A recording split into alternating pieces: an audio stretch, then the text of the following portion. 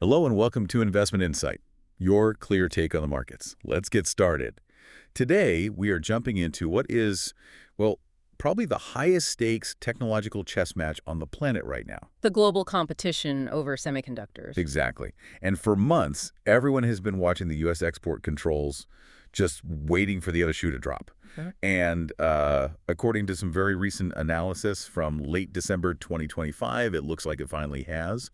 The rules have fundamentally shifted, so our mission in this deep dive is to break down exactly what happened. We've got fresh data that details how the U.S. adjusted its controls, and this is really affecting its key allies, companies like Samsung and SK Hynix with massive factories in China. But that's only half the story, right? Right, because China immediately came back with a huge countermeasure. We're hearing it's being called the 50% rule. And that's why this is such a fascinating deep dive. When you look at the data, it's not a simple easing of the rules or a tightening. I mean, that's not what's happening. Yeah, what is it? It's a fundamental redesign of the whole policy.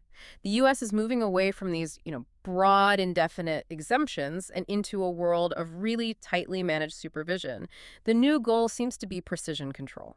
Okay, let's unpack that, this regulatory pivot, because the tension leading up to this was, you could feel it in the markets. Oh, absolutely. For months, the big South Korean chip makers were bracing for impending doom. Their long-standing exception, which was kind of like a VEU privilege, was about to expire. A verified end-user privilege. Exactly. And if that expired, the default scenario was a nightmare. We're talking about having to get case-by-case approval. For every single piece of U.S. equipment. Every single piece. Imagine trying to run a factory when you have to stop the line and wait for Washington to approve a single replacement part. That's impossible. A short delay can throw off your yields, mess up your maintenance. It would cause massive losses. It's death in manufacturing, which is why the market breathed just a collective sigh of relief. The latest analysis shows the U.S. Commerce Department granted a new kind of license for 2026. And this is the annual comprehensive approval. That's the one. It applies specifically to U.S.-made equipment going into those Samsung and SK Hynix facilities in China. So help us understand this. For you listening, how is this different? Okay, think of it this way. Case-by-case approval is like having to call the city for a permit every single time you want to open your shop for the day. A non-starter. Right. The old VEU system was like a permanent business license. You get it once and you're good to go. This new annual approval is like a business license you have to renew every year. So you can still operate day to day, but you know the government is coming for a checkup every 12 months? Precisely. Operationally, that sounds like a huge win. It gets rid of that paralyzing uncertainty. But how does the U.S. frame this as strengthened management? It sounds a lot like easing up. Well, that's the clever part. They traded permanent, sort of passive oversight for controlled active inspection. By ending the indefinite pass, Washington now gets a mandatory look every single year at what tech is going into China. So they could adjust the terms? They can adjust the terms every year. It's a mechanism to make sure that equipment isn't being used for, say, advanced process upgrades that would help China's own chip makers. The old license was a loophole. This new one is a leash. And they can shorten that leash whenever they want. Okay, so the U.S. traded long-term control for short-term active oversight. That leads to the really big question. Why this compromise? Why not just a total clamp down? Yeah, that's the key question. And it wasn't about being lenient. It was about a calculated strategic balance. The data really points to four main reasons for this managed control approach. Okay, what's the first one? First and foremost is supply chain stability. Those factories in China run by Samsung and SK Hynix, they are absolutely critical for the global supply of memory chips. The chips that go into everything. Servers, cars, phones. Everything. If you suddenly snarl their operations, it doesn't just hurt South Korea. It sends a shockwave through the entire global economy. Prices for memory would surge, inventories would collapse. It would be a mess. So step one was just don't cause a global meltdown. Pretty much. That brings us to the second reason. Protecting U.S. industry and R&D. How so?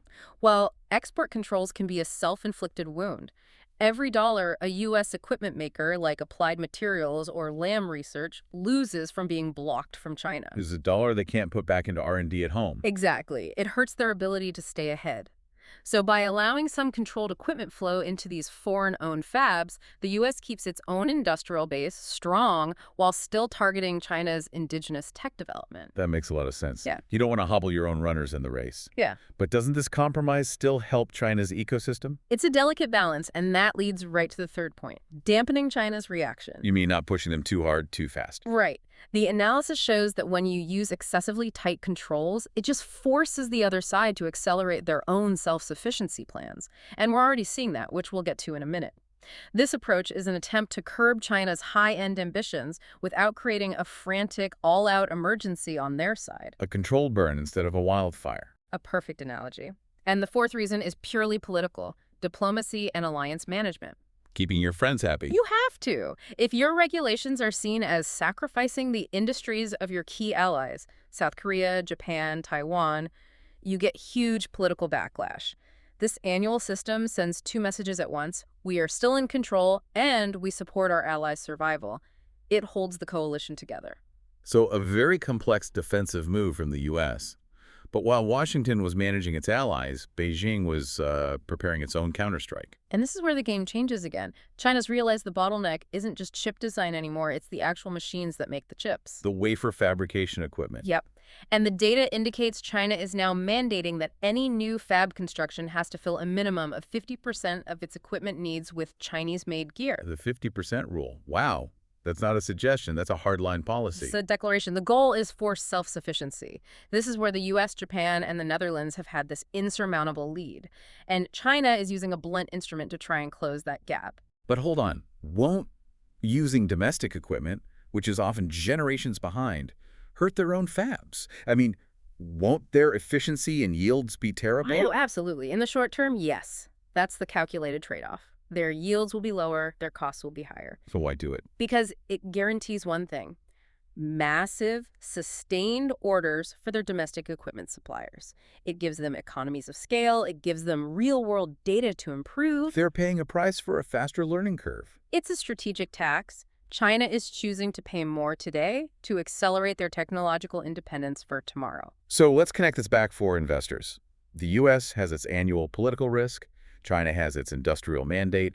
What does this new world order mean for the markets? This goes way beyond diplomacy. This is about valuations. It really is. And you have to look past the headlines of easing or tightening. There are four structural changes here that investors really need to understand. Okay, what's the first? First is the annual renewal risk. The new system, sure, it reduces the day-to-day operational risk for Korean firms, but it introduces a huge policy renewal risk. Meaning every year there's a chance the license doesn't get renewed. Exactly. And chip fabs plan their big investments, their capex, over 3 to 5 year cycles. How can you commit billions of dollars to an expansion in China if your license to operate is up for political review every 12 months? So that uncertainty is now baked into the valuation. It's a permanent feature. It's a permanent feature. Second, look at the equipment market. China's 50% rule creates guaranteed demand for Chinese companies. But for everyone else, the US, European, Japanese makers, it means their potential market in China is structurally shrinking. The total addressable market, the TAM, just got cut. It's on a path to being cut in half over time. That puts a real ceiling on growth prospects for those global players, no matter how good their tech is. Okay, so that's a huge structural headwind. What's number 3? Third is we're seeing a partial bifurcation of the supply chain. A splitting. Right. It's not a clean break, a full decoupling. It's more complicated. The U.S. keeps managed control to prevent global shortages, while China uses that window to build its own system. You have two train tracks running side by side, one driven by market efficiency, the other by state mandate. And what does that do to the market? Well, counterintuitively, the report suggests it might actually increase volatility in memory prices over the long term. You'll get bigger, more unpredictable swings because the two systems have totally different incentives and they won't always sync up. That's fascinating. So trying to control the system actually makes it less stable in some ways. It can, yes. Huh. Which brings us to the final point for investors: the complexity of who actually benefits. The data warns against any simple single-stock bets here. It's not as simple as buy Chinese equipment stocks or sell U.S. equipment stocks. Not at all. For the Korean memory companies, you get short-term relief, but you inherit this huge midterm political risk. For U.S. equipment makers, you get some stability from the foreign fabs, but you face that shrinking Chinese market. The risks and rewards are now tangled together in really complex ways. So the real takeaway for any investor is that this isn't about one policy change. It's a whole new regime that fundamentally reprices risk across the entire semiconductor value chain. That is the fundamental takeaway. This has been a critical deep dive. We've really seen this core tension emerge. The U.S. trying to manage control through annual permits to keep the global system stable, while China uses its 50% rule to aggressively force its own independence, moving the fight right into the heart of the manufacturing ecosystem. And that leads to one last thought for you to consider. China has made it clear it's prioritizing long-term independence over short-term efficiency. That means their domestic equipment makers are about to get an incredible amount of business and real-world experience. A forced learning curve. An incredibly accelerated one. So the real question to watch is, how fast does that learning curve actually move? And at what point does U.S. control over that market become, well, functionally meaningless? That variable could define the next decade of this competition. Don't forget to subscribe and hit that like button.